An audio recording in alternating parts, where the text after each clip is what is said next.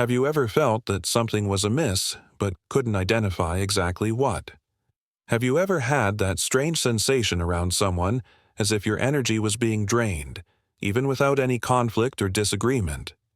You try to be kind, considerate, and even generous, but inexplicably, you come away from those interactions more tired, more uncertain, and more confused.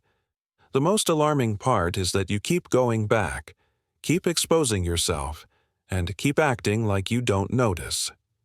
What if I told you this isn't a coincidence?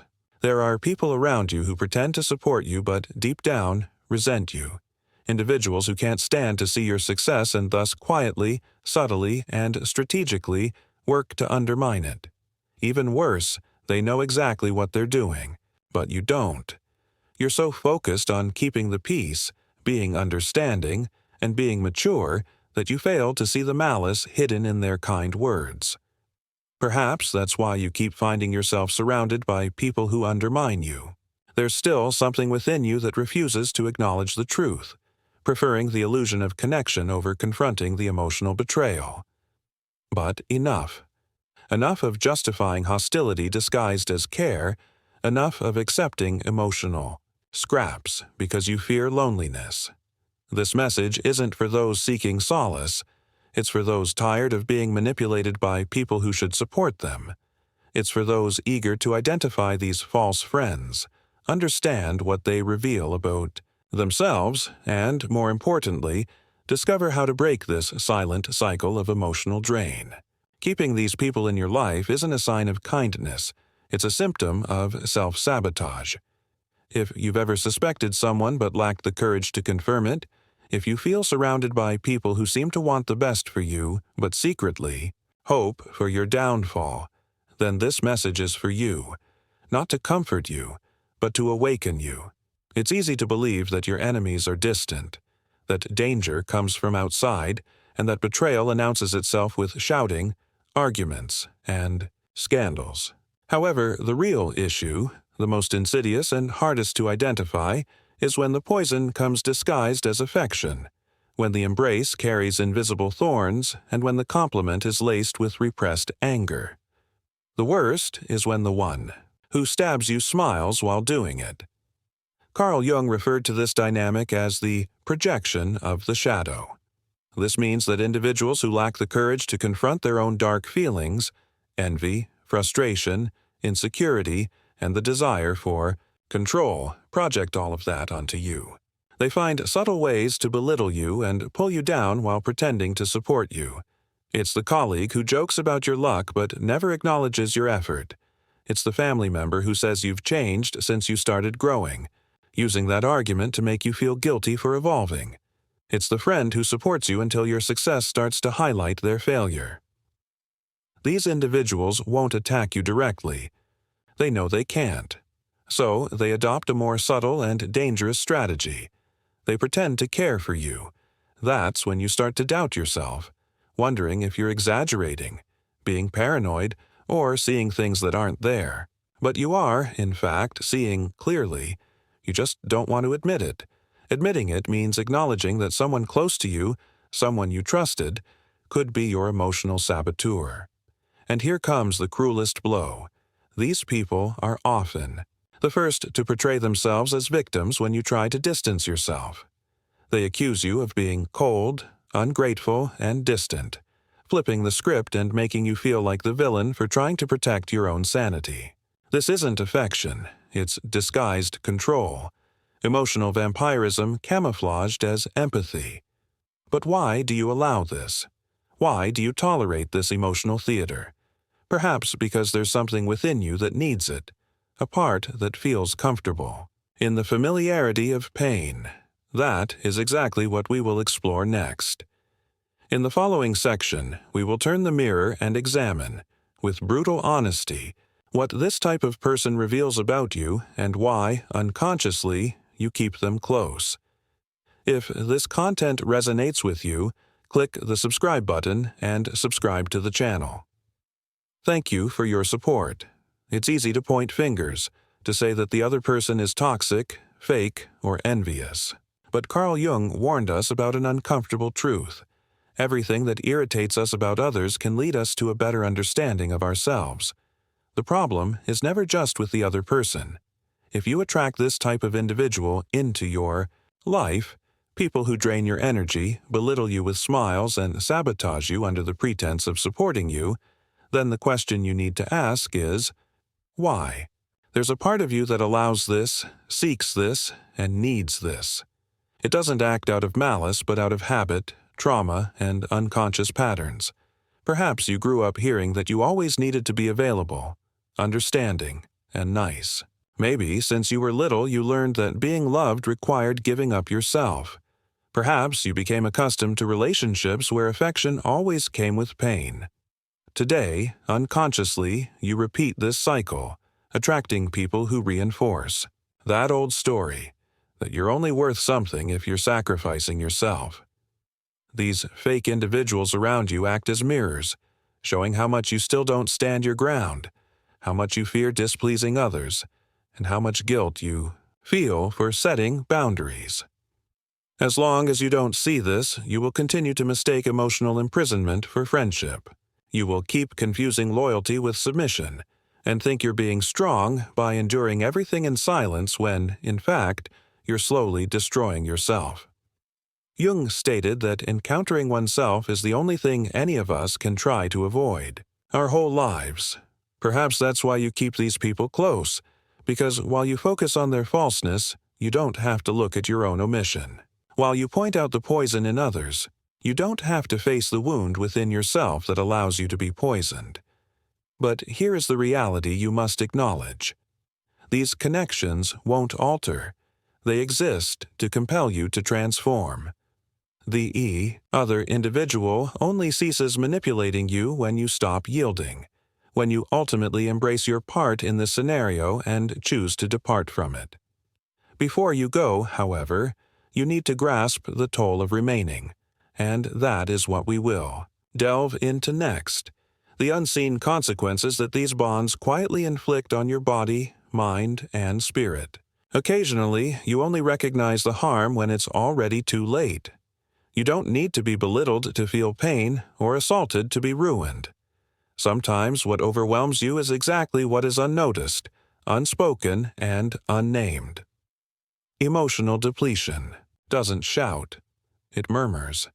It infiltrates the undertones of dialogues, the heaviness of a look that evaluates you in silence, and the unending presence of someone who appears to care for you but fundamentally desires you to be lesser. That's where the peril resides. These people who quietly undermine you won't seize everything from you instantly. They will steadily erode your resilience, initially making you question a decision, then challenging your self-assurance. Over time, you begin to hesitate before voicing yourself, restraining and adjusting yourself to avoid upsetting others. Then, one day, you awaken feeling depleted, weary, and melancholic for no apparent reason, apprehensive without cause, because your vigor is already depleted, and you didn't even notice when that transpired. This kind of depletion impacts your mind, body, and self-image. You start to feel bewildered and disoriented, as if something is amiss, but you can't identify what it is. You start comparing yourself to others, believing you're becoming feeble, overly sensitive, or melodramatic. But you're not. You're under a siege, an unseen, mental, and symbolic assault. It's a gradual erosion. Jung discussed the energy realms that emerge in human connections. When two individuals interact, they don't merely exchange words, they exchange mental energy.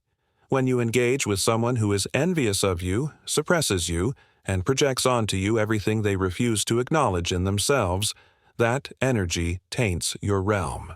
No matter how much you attempt to rationalize or defend yourself, your body senses it, your intuition senses it, and your soul senses it. But most individuals disregard these indicators, opting to continue adapting and feigning that everything is fine, smiling at those who wish for your failure.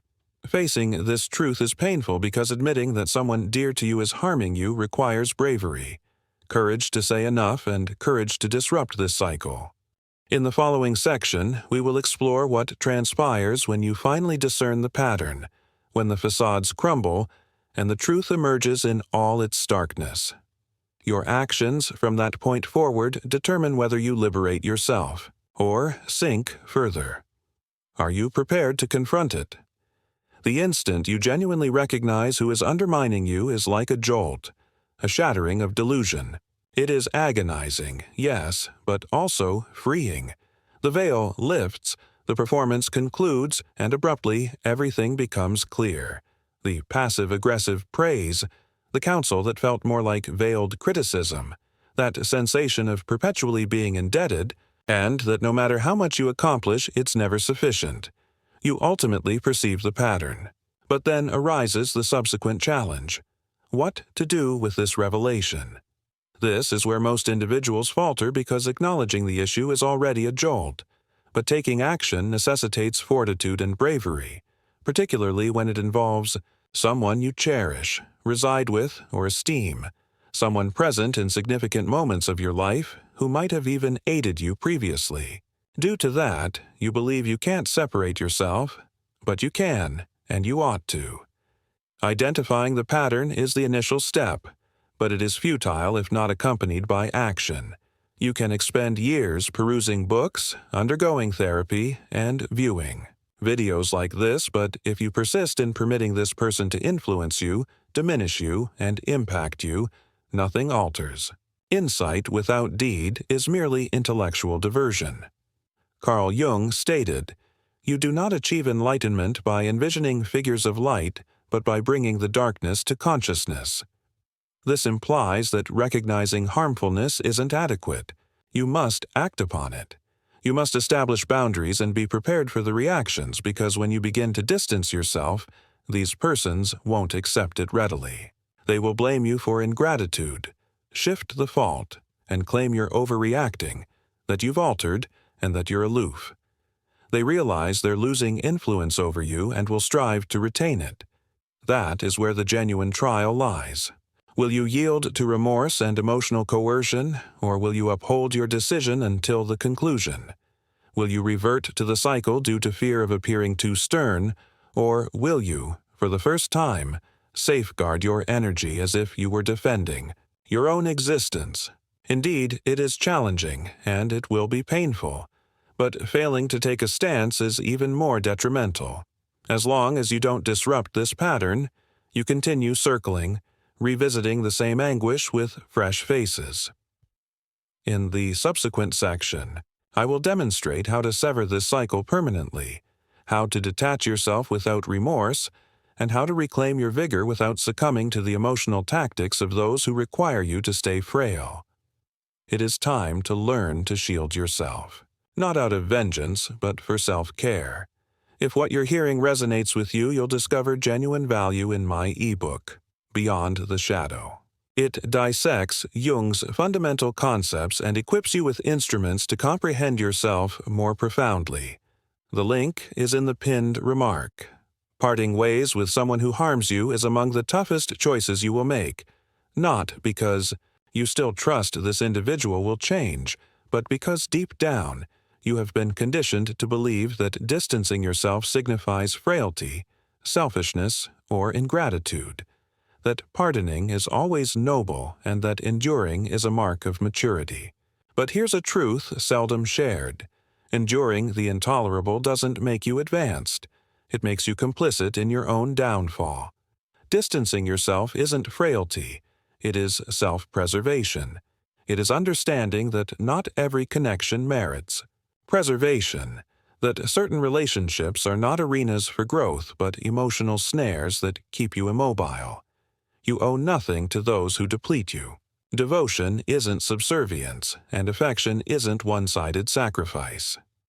Carl Jung suggested that our healing is proportional to our acceptance of our personal growth journey, and this journey of becoming your true self necessitates separations.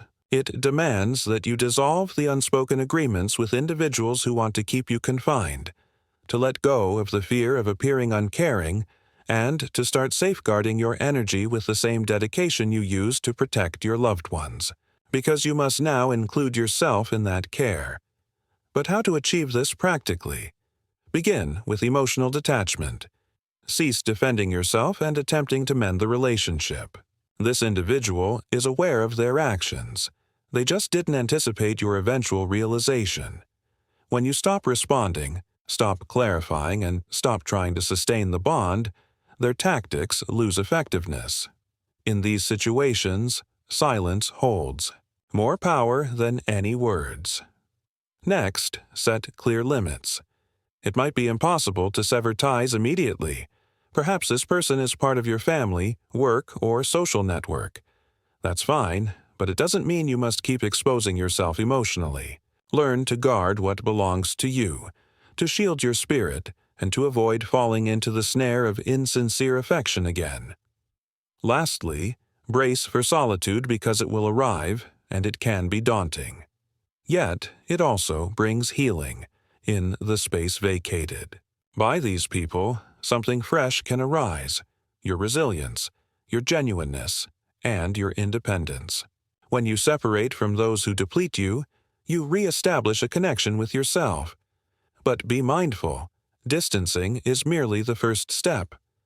The next phase is what you undertake afterward, as severing the tie is just the start.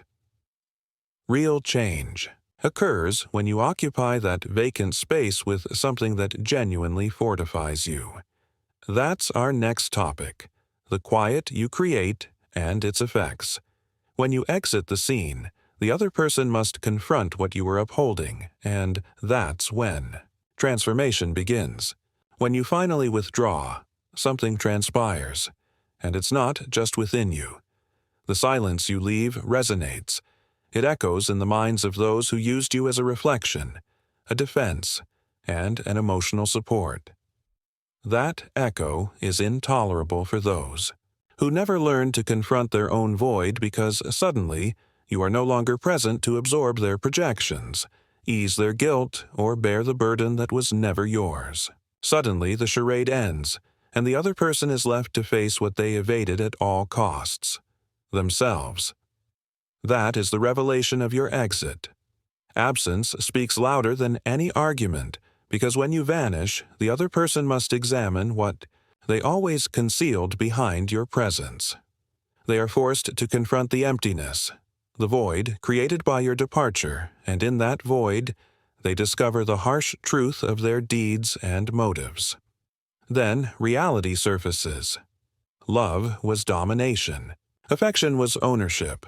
Admiration was jealousy, and the connection was a trap.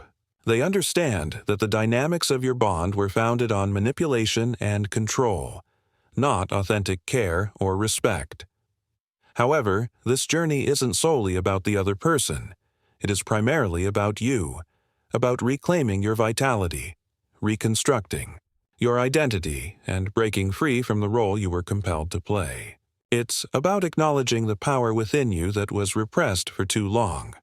When you decide to leave taxing relationships, you start to live your life with greater mindfulness. You begin to perceive the world with clarity, unobstructed by the haze of manipulation. You learn to decline without remorse, to heed your inner voice, to prioritize your well-being, and to trust your instincts again, that intuition that always knew but was disregarded out of fear of seeming unkind. You learn to honor your own needs and aspirations, to establish boundaries that safeguard your well-being, and to nurture your personal growth. The self-discovery journey that ensues is both freeing and tough. You might find yourself questioning past choices, reassessing your principles, and redefining your sense of self. But through this process, you acquire a deeper comprehension of who you are and what you genuinely desire. You learn to embrace your authenticity, to stand firm in your beliefs, and to pursue your passions with steadfast resolve. The reality is that you owe nothing to those who attempted to belittle you. What you owe is to yourself: respect, clarity, and strength. From the instant you refuse to partake in the dance of emotional manipulation, you regain control and liberate yourself. You enter a new phase of your life, one where you are the creator of your own narrative, not a pawn in someone else's tale. You learn to surround yourself with individuals who elevate and support you, who recognize your value and celebrate your achievements. You build a life that aligns with your values and aspirations, a life that is truly yours. So, if this message struck a chord with you, please share your thoughts. Tell me about the instant you recognized that someone close was draining you. When did you have that realization? Was it a sudden epiphany or a gradual understanding? Sharing your experience can aid others still ensnared in this unseen cycle. Let's transform this space into a realm of awareness, not silent complicity. Your voice is significant, and your story can serve as a beacon of hope for those still navigating their path. If this resonated with you, don't pause here. The following video is crucial, extremely important. Keep watching because the liberation journey has commenced, but it is far from concluded, and you deserve to witness its completion. Subscribe to the channel, activate notifications, and recall. Venturing beyond your comfort zone may be painful, but remaining within it costs you your essence. Embrace the discomfort of truth. Choose your freedom. See you in the next video. As you progress along this path, recall that recovery doesn't follow a straight line. Some days you'll feel strong, and others you'll question yourself. Yet every advance, regardless of size, proves your fortitude and endurance. You're not isolated on this journey. There's a group of people who have traveled this route before. You, who comprehend your challenges and rejoice in your triumphs. United, we can back each other, gain insights from one another, and evolve into our finest selves. So, make that initial move. Welcome the unease and opt for your liberty. You merit a life brimming with affection, admiration, and genuineness. You deserve to be noticed, listened to, and appreciated for your true self. And keep in mind, your adventure is only starting. There's so much more to uncover, to encounter, and to transform into. See you in the upcoming video where we'll keep delving into the road to emancipation and personal exploration together.